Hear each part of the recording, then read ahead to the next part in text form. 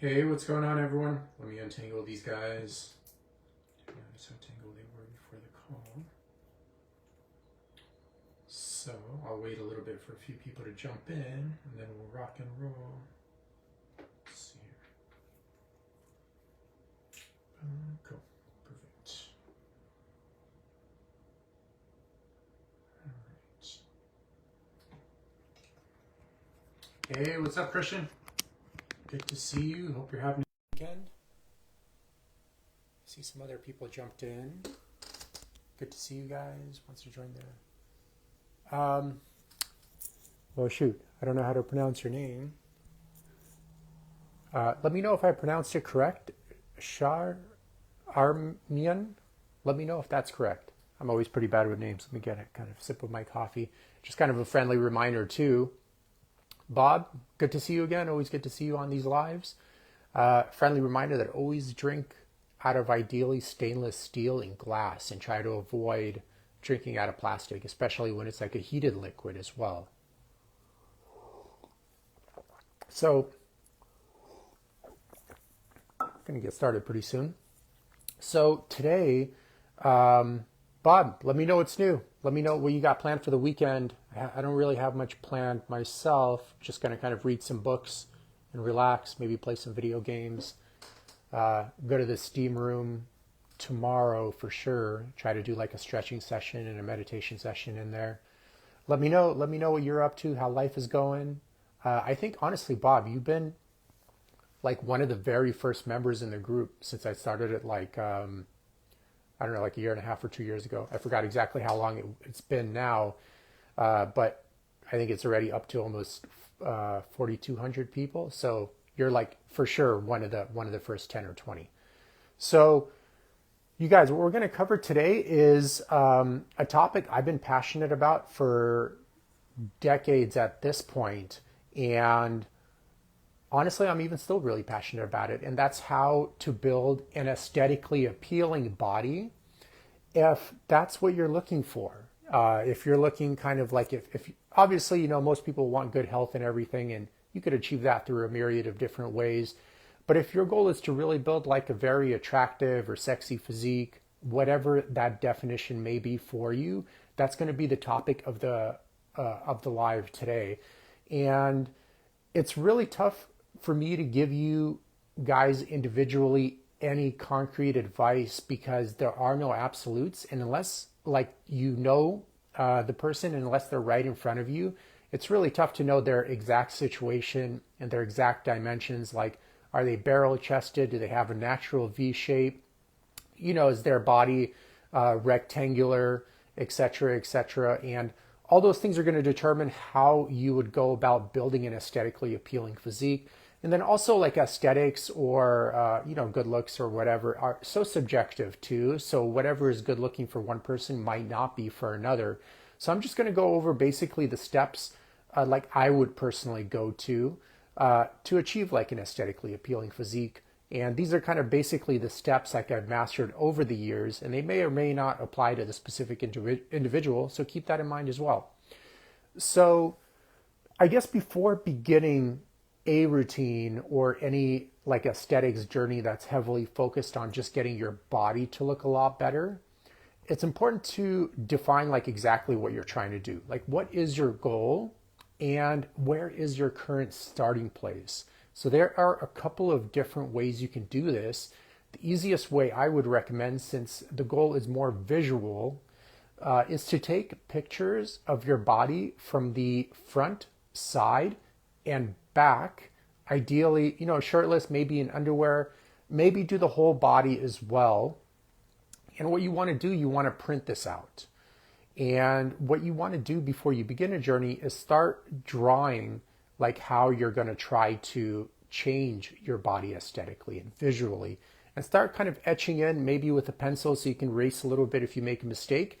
Start etching in the details of like specifically how you're trying to change your physique. So as an example, let's just say we have a individual that's more of like a rectangular type shape, or even a very common like pear type shape, which is very common these days.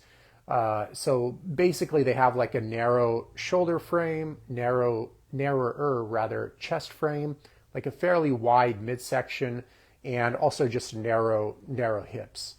Let's just say for an example. So what I would do, and once again, it all depends on what this person specifically is trying to do to their physique. But if I had that type of physique, the pear-shaped type of physique, here's like what I would personally do to change the dimensions of that physique and focus on getting it to look more aesthetically appealing, etc., etc. So what I have in mind is we want to look at developing more of like an X-frame type of physique. That's kind of the physique I find attractive. So obviously I'm going to project that onto this type of physique and try to accomplish that goal as well. So the X-frame physique is the stereotypical like pretty wide shoulders, very narrow and lean midsection, and kind of medium width hips basically. Mario, JP rather, Christo, good to see you guys. We're talking about how to build an aesthetically appealing physique today and how to go about doing so if that's your main motivation to basically look better, etc., etc. So I would look at this physique like right now, let's say we have a pear-shaped physique, once again, very heavy in the midsection area, maybe even the hips as well, but very light in the chest, narrow in the chest. So we want to kind of reverse those dimensions. So I would kind of look at that body and I'll be like, okay, so we definitely want to focus on losing body fat as our primary focus initially. And depending where the person is in their journey, if they're newbie, if they're not, how much body fat they have, their genetics, their age, how well they adapt to certain programs like mentally, etc., etc. Some people could gain a decent amount of muscle, once again, especially if they don't have those newbie gains on a fat loss program as well. But if they're typically like very experienced, they've already been lifting for many, many years, they're not coming off an injury, for example, where they lost a bunch of muscle they already had initially, then most likely the focus will be heavily on fat loss. But if you set up a program correctly, you would still gain a few pounds of muscle, maybe in a 4-month period, for example. It's pretty easy to lose, 20 or 30 pounds of body fat and maybe gain 2 or 3 pounds of muscle, and then kind of transition more into a lean muscle gain phase from there, pretty much like indefinitely, where you kind of maintain a good lean body fat percentage. It might go up a little bit, but it's not like you're going to be at 20% anymore from there, So basically you would maintain somewhere around, 10 to, 15%, whatever you're comfortable with visually as well. But typically, when you do try to gain quite a bit of muscle, especially if you're trying to do it naturally, you typically put on a little bit of body fat too, but it shouldn't be like overboard where you become actually overweight, which is 20% for a male, or like obese, which is over 25% basically. So what we would focus on here is obviously decreasing this person's midsection. Once again, remember they have like a pear-shaped type of physique, which is very common these days. But at the same time, while working at decreasing that midsection, we would visually work on increasing the width and density of the person's shoulders overall. Because you don't want to focus on just fat loss, because you would typically look very flat in the end. Larry, good to see you. So you want to focus on fat loss, but you want to, in a sense, also have some focus on molding and shaping the physique through the different body parts to create an optical illusion of a very, very thin midsection and very wide, broad upper body, and ideally like medium-sized hips. But once again, it's so subjective, of what a person is looking for. So the focus, once again, with this individual, I'll be like, well, we want to develop really big, dense shoulders. On top of that, probably want to develop nice upper traps as well. Upper traps aren't like huge or anything, but when they are very developed, it gives your upper body a lot more density, a look of a lot more density. It also increases the density of your neck as well, so you don't have like a pencil neck, a very thin neck, which gives an optical illusion of having a very kind of not well developed upper body either, because you see a lot of males that have very developed traps. Even if their body isn't super huge, it gives an optical illusion of it being like pretty big and wide, and it also gives like a good symmetrical look to your neck, which inevitably also enhances the aesthetics of your jaws. It makes it look like your jaws are just more developed and you have more of kind of like that very stereotypical high testosterone kind of square jaw and stuff of that sort. So although the upper traps in specific aren't like a huge muscle group, when they are developed, they give your upper body a lot more of a muscular appearance. And remember, the bigger all of this stuff looks, the more narrow your midsection would look as well. So of course you want to, Jeremy, good to see you. Rainer as well. Larry, of course, good to see you. So of course you do want to focus in this person. Remember, they're like a pear-shaped body. They have that stubborn body fat in their lower abs or in their love handles are very common. And so you do want to focus on decreasing that for sure. But then also working on just improving the density all around here. Also the chest, for example, will just add more bulk and size to the upper body and thus make the midsection look just that much more narrow. So you can imagine, if a person has a wide midsection and you lost like 20 pounds of body fat, I mean, their midsection is going to be dramatically smaller. Let's presume 20 pounds is their amount of excess body fat they have total. So their midsection is going to be dramatically smaller, let's say 3 inches in circumference smaller at the end product. And let's say you also increase the width of their shoulders by a solid 2 inches during that 4 months or 5 months or whatever. So you can imagine the shoulders are 2 inches wider, the midsection is 3 inches more narrow, and you could already start seeing how that physique is starting to look more of that classical like Greek warrior type physique, where once again it's the typical X frame, pretty good width in the shoulders, very narrow midsection, medium width in the hips. And that all kind of works together in creating that very lean looking physique where the lighting is very complementary as well. Because you want to also shape and mold your body in a way, being consciously aware of how lighting hits that physique, because that's going to play a big role in terms of how your physique actually looks as well. So like, for example, developing the lower chest quite a bit will cast a shadow typically down your midsection, especially if you're already pretty lean, and create more of a hollow type of appearance, making you look a lot more leaner than you actually are. Although you are pretty lean, obviously, at that point. And then from the side profile, it also creates, well-developed lower pecs and pec minor, also create like a pretty good shadow down your serratus muscles, these things near your ribs, and down your external oblique as well. So it's important to home in and really develop these parts of the body to aesthetically bring out the most artistic look to the physique. And it is kind of like an art form. And you do want to approach it that way, from being like an artist and molding and shaping your physique with good proportions and good symmetry, good balance between the upper and lower body, etc., etc. And you want to approach it from that way and customize your program to make sure you're developing your body that way as well, and stuff of that sort. So from the back also, what maybe I would focus on with this particular person is really developing like a solid lat sweep. The lats, these muscles here, are the biggest muscle in the upper body. And if you really develop them, they give your body, especially from the back view, like a cobra type shape. So you can imagine if you lost 20 pounds of excess body fat. Derek, good to see you. Yep, good to see you. Thank you for jumping in. Same to you. If you lost 20 pounds of body fat, your midsection is going to be, hey, thanks, Christian. Just sharing kind of what's worked for me over the years. And I know a lot of people are interested in this as well, but get confused oftentimes. So just happy to share with you guys what's worked for me and stuff of that sort. So you can imagine if a person lost 20 pounds of body fat, their midsection is going to be 2 to 3 inches smaller. Of course, it varies from person to person. You develop that wider shoulder frame by about 2 inches. Now you work on developing those lats. And those lats really cause a good flare to your physique, thus optically making your midsection look just that much more narrow. And developing all of these muscle groups that I'm talking about are even more important for people that are already on the leaner side, but don't feel that their midsection just doesn't look as narrow as they would like. Because at a certain point, you're not going to be able to lose any more inches on your midsection.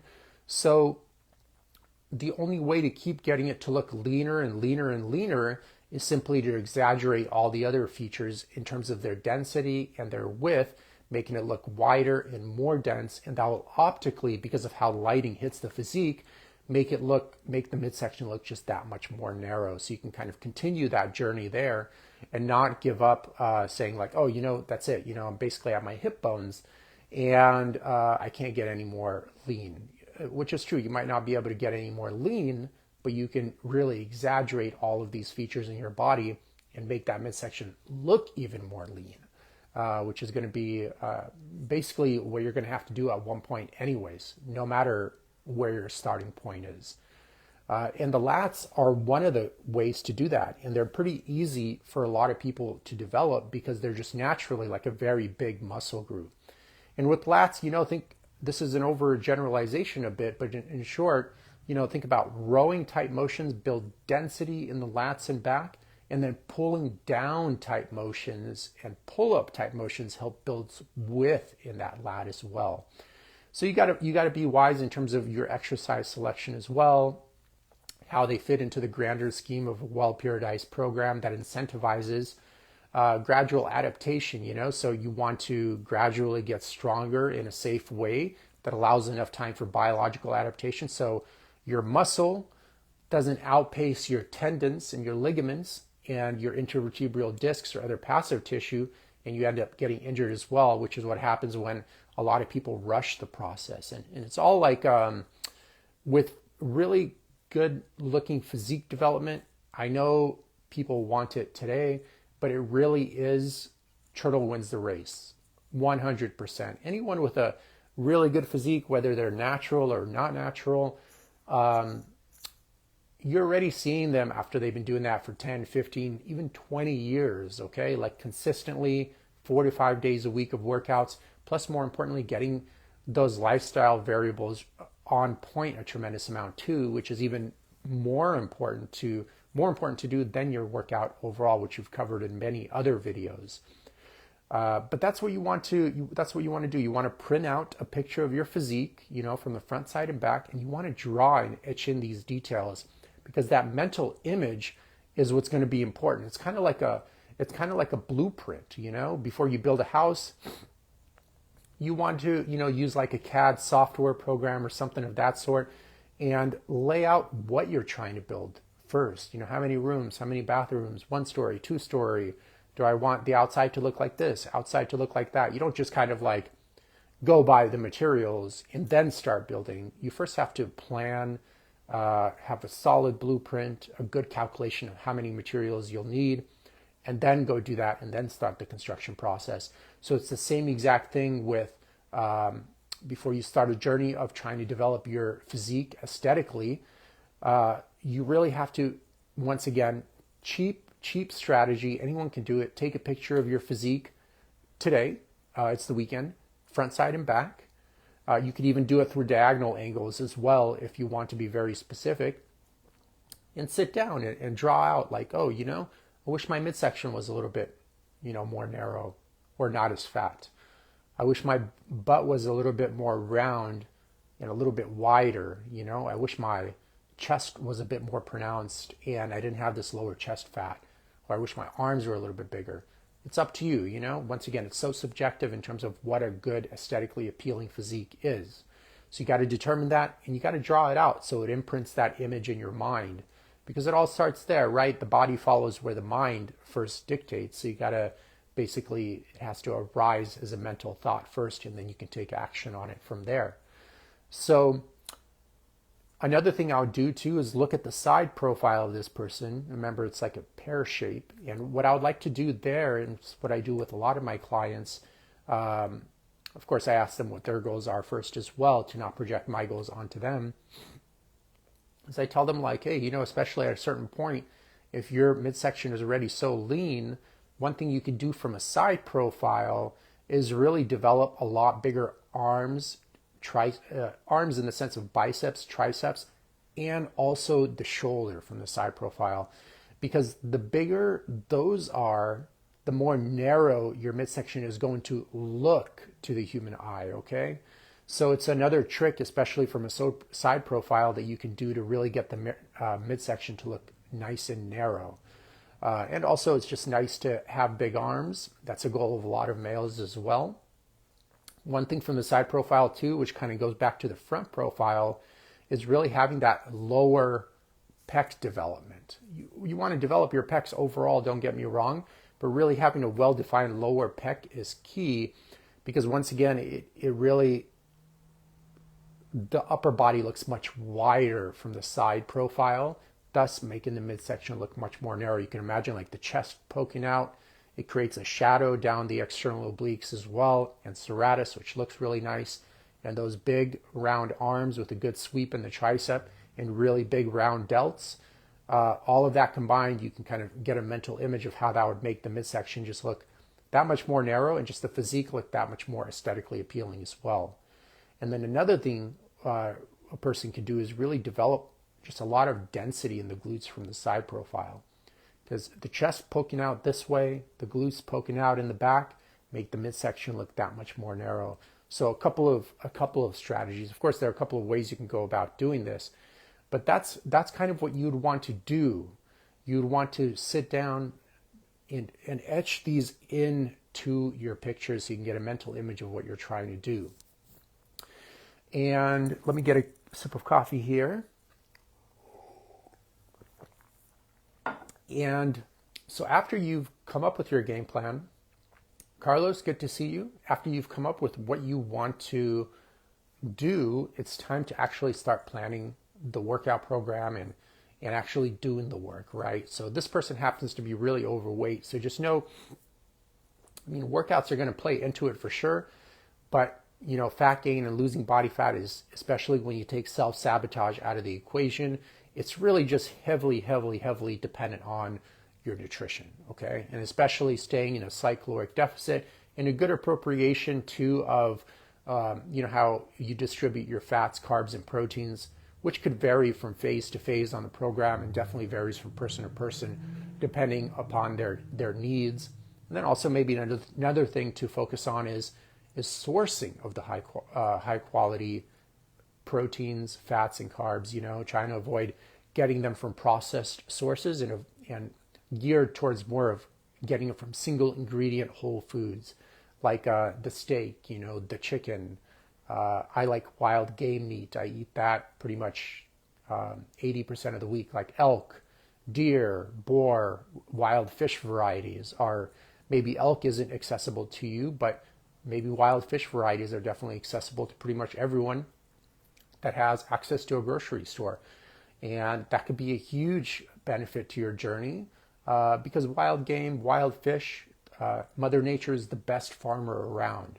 So it's always going to be, in my opinion, and from my observation, doing a lot of research, especially on American agriculture, it's always going to be definitely superior to and healthier for you, less of a toxic load than to factory farmed, industrial, agriculturally raised crops, meats, whatever, fish, farmed fish, all that stuff. So better for your skin, for your hair, nails, for your ligaments as well, like your passive tissue, intervertebral discs, tendons, etc., etc. So overall, just much better for your health.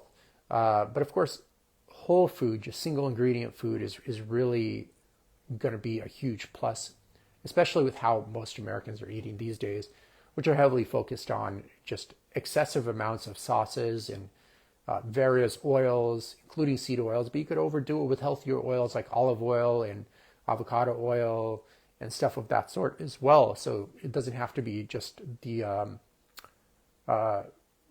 industrial seed oils that are kind of like toxic, etc., etc. A lot of times just people are eating way too much for their activity level. And where that way too much boundary is depends from person to person as well, their current metabolic health, their activity level, how much muscle mass they have or don't have, etc., etc. So how much stress they're under, all of that stuff, how much they're sleeping. So that stuff is important, and the nutrition part is really where the fat loss is going to happen. And the workouts will help a little, but you can't rely on workouts if your eating is poor. So typically the type of weight loss, at least my clients experience, and a few of them are in here, including Carlos, bare minimum, of 1.2 pounds of fat loss per week is very easy to do, so maybe use that gauge. It's not like so easy, but it's not so hard. It's just like a conservative number that a lot of people can hit, especially with their busy schedules. And typically it's also just very easy if a person needs to lose like 30 or 40 pounds to lose like 2 pounds per week, no problem, or even a little bit more and stuff of that sort. So once you figured that out, you'd want to create a workout program. And this is where people get lost a lot of times because let's say your goal is to develop an aesthetically appealing physique, to really look like those magazine cover guys or just a lot of people you see on social media. You inevitably would want to pick a tool that's going to optimize your results there. And you have a variety of tools, right? You have CrossFit, any type of fitness will improve the look of your physique more than just not doing anything, for example. But certain types will be more geared towards improving your physique aesthetically a lot more and a lot more effectively. So from my experience, typically the ones that are going to produce the least appealing physique are going to be like boot camps, CrossFit style workouts, even unorganized workouts in the gym, getting stuff off YouTube, some random influencer, and then going trying to replicate that, but most likely taking it out of context, and also not being consciously aware of the myriad of other variables that person with a good physique is doing to be able to actually accomplish that physique. So usually when I go into like boot camps, and it's been a long time, or CrossFits, usually the physiques there are very they look depleted, They might be good at jumping around and stuff of that sort, and lifting weights really fast in a circuit style workout. And if that's what you want to be good at, then that's what you need to be doing. But remember, the goal here is to really build an aesthetically appealing physique. So to do that, you need to be on a very well thought out, periodized program that emphasizes really good balanced progressive overload with the thought of having enough time for biological adaptation to occur, right? So you don't run the person's central nervous system down in the ground or create injuries in the person, which are like very common. So that would be the best program to be on from my experience, and that's what I've been doing. And I'm 38, still like very muscular, never have used any steroids, hormones, peptides, SARMs, whatever is on the market. I rarely even drink any protein shakes, rarely take any supplements. I just really rely on good, well-sourced whole food, and then also a lot of lifestyle variables to optimize recovery, which is key. You want, of course, intense stimulation during your workouts, but then you want to optimize those results by recovering properly. And that's going to be a huge, probably the toughest part of the journey for most people on this live or in general in the US, just because for a couple of variables I'll include at the end there. So a periodized program, and usually you want to divide it into phases, right? So typically what I would do with clients personally is you'd start them typically on an accumulation phase and then transition, which usually lasts like 3 to 4 weeks. I like to do 4 weeks because I include deload weeks as well as the fourth week, which I think are pivotal for recovery. Also having a good mental break as well for physical recovery, but also mental recovery, giving the tendons and ligaments some more time to adapt as well. And then you would transition them to an intensification phase. So it would be accumulation phase 1, intensification phase 1. Intensification phase, typically lower rep range. And once again, it all depends on how you start with the accumulation phase. That's going to dictate how your reps are going to evolve over the different phases, right?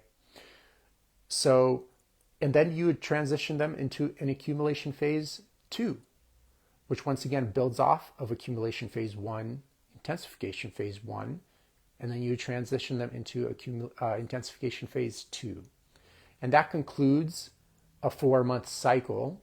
And you would typically then reevaluate and go on to the next 4-month cycle, which is typically divided in 2 accumulation phases and 2 intensification phases that all build off each other and all are reflective of the goals you've outlined for yourself before you even began this journey, starting with taking your pictures, for example. And that's also going to help you determine which exercises to do, right? Like if you need more work on your legs versus your upper body, or you need more work on your chest versus your back. This is all up to you to decide, but it's important to decide before you begin because you want the program reflective of those changes you're trying to make. You definitely want to 100% for sure avoid just going to the gym and winging it. This is a recipe for disaster, or just getting some random workout online, like from bodybuilders.com, and then trying to apply that to yourself, because there's no progression.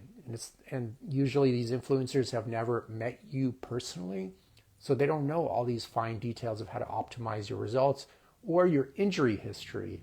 So let's say you blew out your L5, L4 disc in your lower back, or you have knee issues.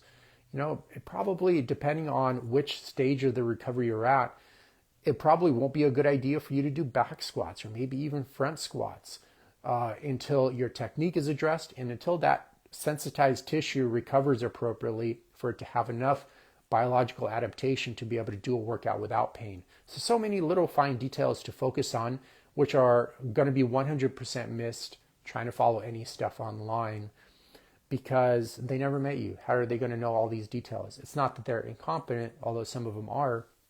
Some of them are very competent, but even the most competent person can't give you advice if they've never met you. And they also don't know your specific unique situation and goals and self-sabotaging behavior and other issues, how much you're working, how much you're sleeping, etc., etc. So all these little details are super important in program design. But generally speaking, to build an attractive physique, you want to be on a periodized program that typically, different ways of doing this, but I would personally divide into, once again, accumulation, intensification phase, and then cycle through those appropriately with the appropriate weight distributions. Now, in terms of actual day-to-day exercise selection, this is going to heavily depend on what you decided you wanted to develop in your physique, right? So if you wanted to develop your chest, but the routine is training shoulders a lot, then that's not the right routine for you, you know what I mean? Or if you wanted to develop your legs and have more density and balance in your legs as compared to your upper body, and the routine is focused on your upper body, and then that's not the right one for you either. So you need to, once again, it really starts with that grade assessment, which you could do with just taking your pictures from the front, side, and back, and then etching in the details in detail of exactly how you want your physique to look. And that's going to help determine which exercise you should be doing, how you should set up your accumulation intensification phases, how your months will look, how your quarters would look, etc., etc. So all of these are super important. And if they're not done, the best I can hope for you is you'll have some short-term success, maybe, and then you'll plateau out and then not see any success, not see any changes for a long time. Because of your busy schedule, you will get discouraged. You'll eventually quit and you'll be back to exactly where you began, probably with some wear and tear on your joints, and your physique looks not great still. And you've just wasted a lot of time, which you're never, ever going to get back. Once time is gone, it's gone for sure. It's not like money that you can kind of make again. Once you've spent your time doing something, it's gone. And a lot of people don't respect that about themselves, and they end up wasting a lot of time. So exercise selection, what I like to do is typically, personally, break down, you have your A series exercises, your B series, and your C series. So I divide it into 3 blocks, sometimes 4, depending on which part of the periodized program you're on, which phase, what your goals are, etc. But typically the A series exercises are, the main lifts. Like the bench press would be a good example, or overhead press. And typically you'd want to get really good and strong at those progressively and use the B and the C series exercises to kind of supplementary movements to enhancing your overall strength and progressive overload and in the A series exercise. So typically, there isn't that much variability for me in the A series exercises, but there is a lot more variability in the B and C series exercises that I select.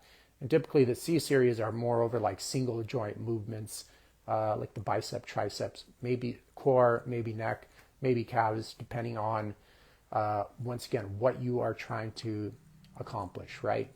So that's how I set up the workout program personally. And I've had a lot of success doing that with a lot of clients. As you guys can see, I post testimonials here super often. And honestly, the group isn't that massive. It's like 4,200 members, I think. And I'm able to post transformations like weekly from males in their 30s, 40s, 50s, even some in their 60s. I even have a client right now that's 75 and looking amazing. And I'm hoping to interview him for a podcast because he was able to actually get ripped at 75, which a lot of people have given up for sure. Even a lot of males have given up at 30, unfortunately. Their souls have died at 30. And their physical body continues to live on without any meaning whatsoever. So that's what you want to do for the workouts, okay? For the workouts, once again, the nutrition is going to be key. You would also need to really work tremendous amount on just changing your whole entire environment as well, most likely. A lot of people need to do this because in order to have proper recovery, you can't be proper recovery, which is required to build a lot of muscle and to sustain that muscle. A lot of times people think like gaining muscle is tough. Gaining muscle is tough, but what's tougher is holding on to that muscle oftentimes. So one thing you can do is really focus on central nervous system management and understanding the central nervous system, why it exists, its purpose, and how to appropriately, drive that vehicle so that you don't run yourself into the ground.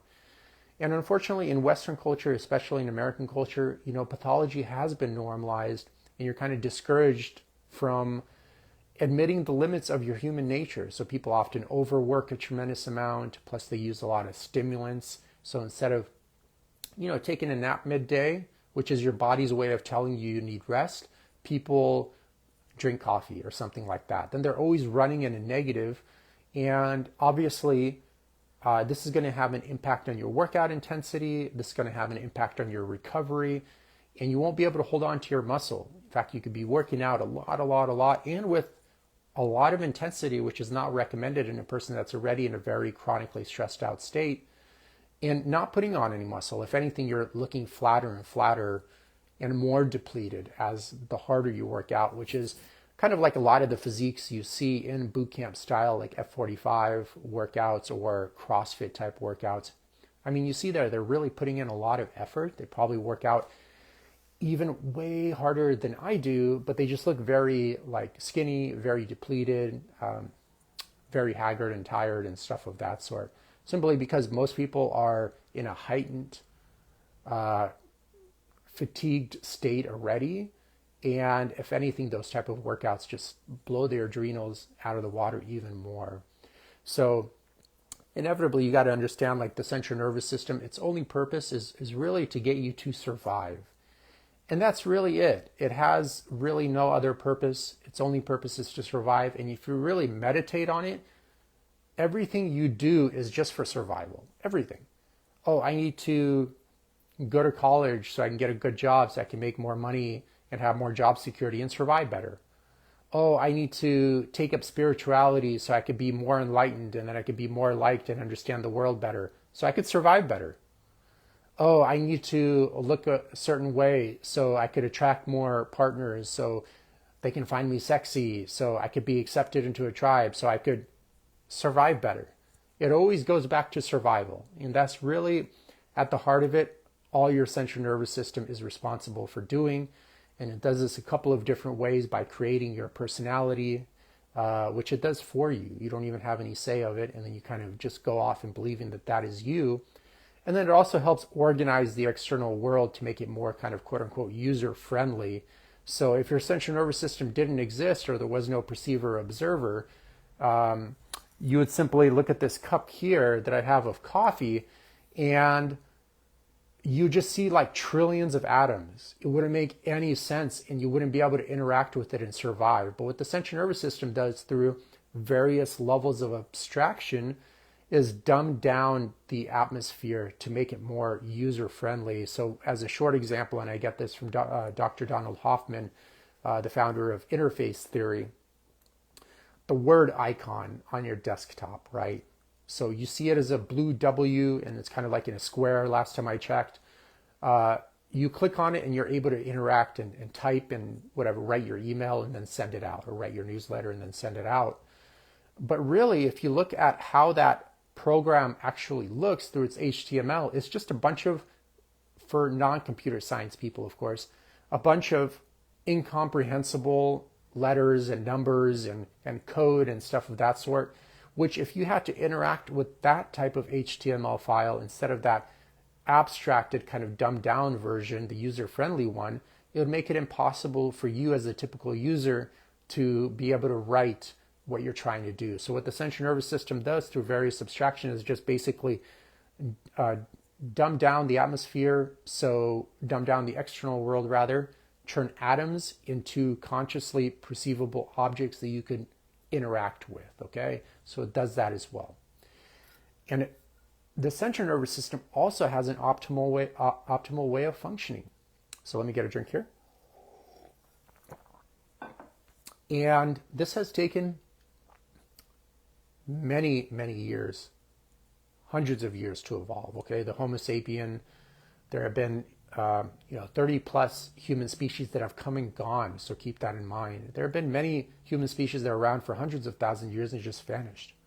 And we're basically the last ones remaining on the planet. And if you look at the history of the Homo sapien, it's 200 or so year history, which is basically a small blip of time space. You know, the world has been around for like almost 6 billion years. The universe has been around estimated 11 billion years, probably longer. So in the grand scheme of things, I mean, if you divide, 200,000 by like 11 billion, we've barely even been here, right? But from that time span, you have to look at before the domestication of crops and animals occurred, pretty much everyone was living out, not pretty much, everyone was actually living out in the wild, in the forest, in the desert, in the Arctic, wherever humans migrated, okay? And they would spend basically all of their days out in nature, all of their days in the sunlight, exposed to the elements, in a small tribe usually of, probably like 150 or less people. In the hunter-gatherer days, probably even way smaller. Because of the nature of the lifestyle, they're also living in the now a lot more. It kind of forces you in that direction when you're living that kind of lifestyle, which is very tough for people to do these days. They're kind of always, dissociating with the future, kind of thinking about the future, thinking about the past a lot, and really rarely living actually in the now, which is the healthiest way to live. But I understand it's tough to do that in Western society. But you also have to remember that, okay, how did people live for pretty much 190 out of those 200,000 years before the domestication of crops and animals have arisen? That's it. They're out in nature, and they may have had small peaks of stress during hunts. Let's say hunting a mammoth, it's obviously stressful. But then they had valleys of nothing going on for quite a long time, and then another hunt. And in between those hunts, in those valleys, I mean, they're hanging out with their tribe. They typically spent most of their time just hanging out. You might sharpen some tools a little bit, maybe go fishing, sleep in. If you need to get a little bit more food, maybe go for a hunt, etc., again.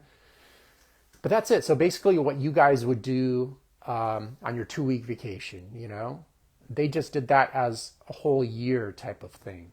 And that was just normal life.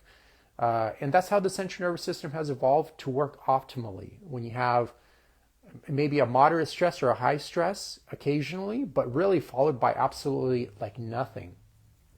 But today, unfortunately, you have a lot of micro stresses, traffic, bills, coworkers you don't like, boss you may not see eye to eye with, air pollution, poor quality food, especially if you're not sourcing like organic, all that synthetic pesticide residue is very tough on the body. Um, a sense of emptiness if a person hasn't done, if they interpreted spaciousness as a form of emptiness, that could cause a lot of distress in the person's life as well for pretty much the course of their entire life. And all of these micro stresses, they're constant, they're on full blast. And the problem with Westerners is they typically discount these micro stresses as not that important. They might reframe the story in the sense that, at least I'm not getting robbed or this and that. And so it's okay. I should be thankful for my job, although I'm working like 50 to 60 hours a week, and for maybe a boss I don't like or coworkers I don't like, I should be thankful for earning a paycheck, et cetera, et cetera. And they kind of create a lot of these like lies as a form of cognitive dissonance to help them stay in that loop, because oftentimes the solution is very tough to find, but it's honestly what they actually genuinely need. And they use these kind of lies or like excuses as a form of escape from taking the responsibility to come up with a good solution that's more suiting and healthy for them. So it's important to really avoid those situations, those lifestyles where you have a lot of micro stresses and macro stresses combined. So a lot of major stresses and minor, like a constant blast of minor stress combined with major stresses as well, is a recipe for disaster, because the person will have to form maladaptive behavior, which would lead to inconsistency in the gym, inconsistency with the aesthetic goals, their body's inability to recover because their sleep is going to be terrible, even if their sleep is not that bad. Just their day-to-day existence is very stressful. So it's going to cloud your judgment in the gym. You're going to have a higher propensity of needing to create maladaptive behavior to deal with that story gap, you may say, that's causing you a lot of stress, because your only option, if you kind of don't like your lifestyle, you got two options. You form, if you don't change, that is, you form maladaptive behavior, or, the extreme case scenarios, maladaptive behavior being, abusing food, abusing medical drugs, using medical drugs, I would even say, in my opinion, is already a huge red flag. If a person needs to be on actual medical drugs, they're already kind of downhill in their life, and they're trying to numb themselves out as best as they can instead of really changing. Food, workaholism, it could be socially acceptable and socially unacceptable activities. Socially acceptable activities in Western culture would be like working a tremendous amount. People oftentimes use work. They might say it's because of passion, but really it's just a form of dissociating from a life they really don't like. And it's very easy to know if it's a true passion for them or not through a couple of different ways. One way, I got this through Gustavo Le Bon, the author of The Crowd, which is an amazing book, is you could simply ask a person if they have a certain belief system, ask them, like, why do you believe this? And they might answer you, like 90% of people will definitely have an answer. Oh, I believe this because A, B, C. And then go, okay, cool. Well, why do you believe that? Ask them one more layer. And they'll instantly go blank, which 100% indicates, maybe not 100%, but pretty clearly indicates that the person is just operating from social programming their whole life and has absolutely no clue of who they actually are. And if you don't know who you are, like, what do you know? You know nothing. Because if you don't know who you are deep down inside, how are you going to know which jobs are right for you? How are you going to know which relationships are right for you? How are you going to know which hobbies are right for you? You're just going off of like mirroring society basically at that point, which will create a lot of stress on the person's body, which will create a lot of maladaptive behavior that the person will have to do. And then they'll never be able to accomplish their aesthetic goals because they have a lot of these things staying in their way.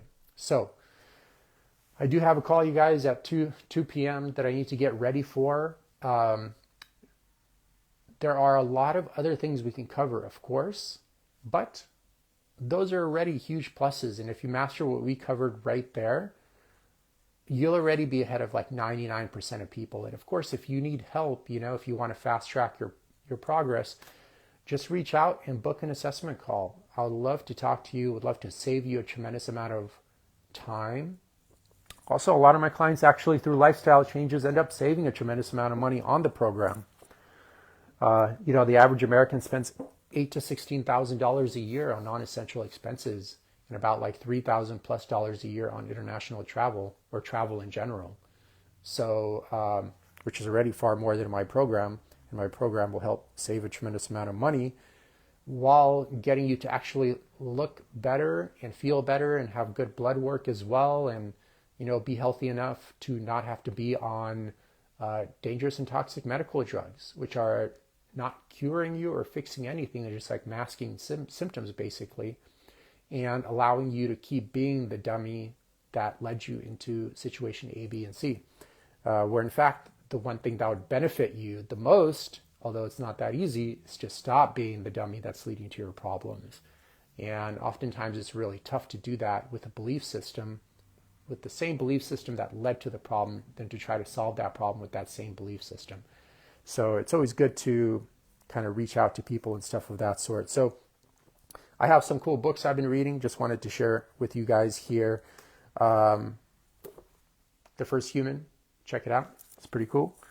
Let me put these books here. The Obstacle is the Way. Pretty good read, somewhat short, easy to read too. You Are Not, by one of my favorite authors, Stefan Wolinski. And The Tree of Knowledge, which is a great book as well.